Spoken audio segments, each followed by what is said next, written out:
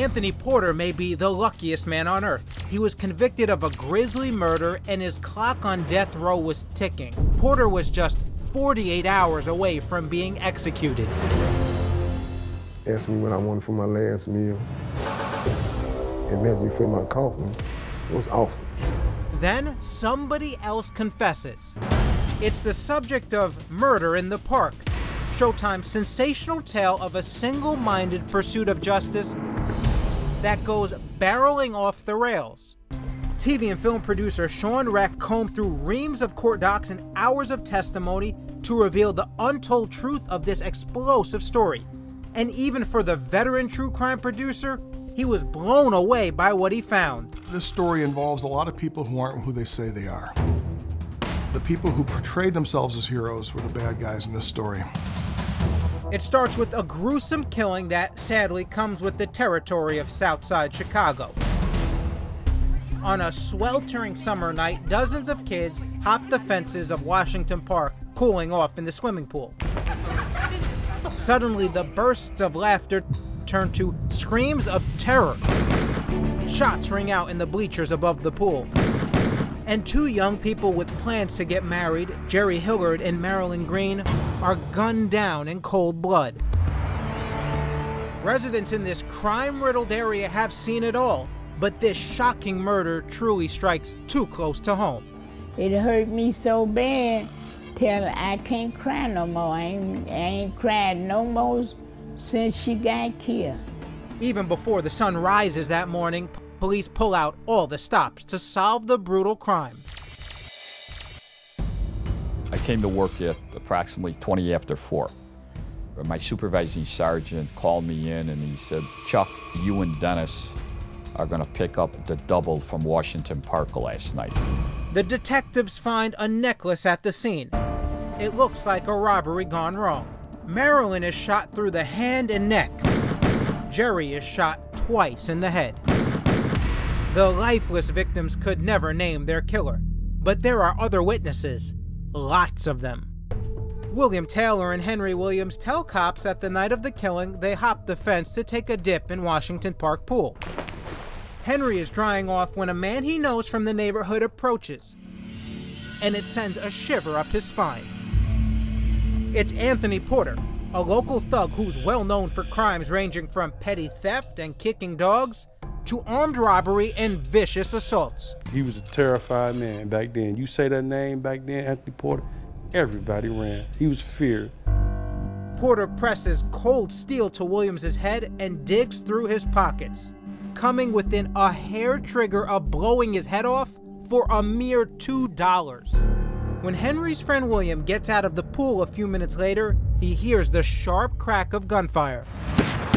The shooter takes off, and there's no mistaking who it is. Who did you see? Tony Porter.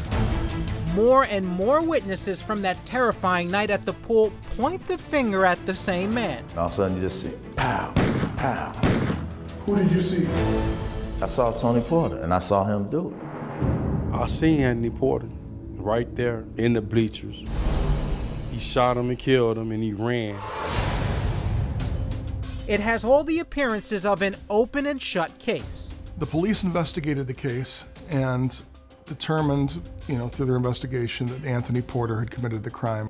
He was charged, he went to trial, pled not guilty, was found guilty, and was given the death penalty. For most criminals on death row, that's where the story ends. And it almost did for Anthony Porter. Anthony Porter was 48 hours from execution. He filled out the meal card for his final meal and was measured for his state-issued coffin. It seems like the end of the line for the doomed inmate, but at the last possible minute, this story takes an incredible twist. A journalism class at Northwestern University led by Dr. David Protes took on this case to try and free Anthony Porter and said that he was actually innocent. So they set out to prove that he was innocent, even go as far as to prove who had really committed this crime. Protest gathers a team of star students and gives this Junior Justice League one purpose: find a way to get Anthony Porter out of jail. The team gets right to work and uncovers another eyewitness that no one's ever heard of. And she implicates someone else. And do you realize who shot them? He did, because he was the only one standing there. And he is? Story Simon. They did their version of an investigation, and lo and behold, they solved the case and found the real killer. His name was Story Simon, or so they said. Incredibly, the doctor and his students produce a videotaped confession. Before I knew anything, you know, like I just pulled it up and started shooting. The confession is a bombshell.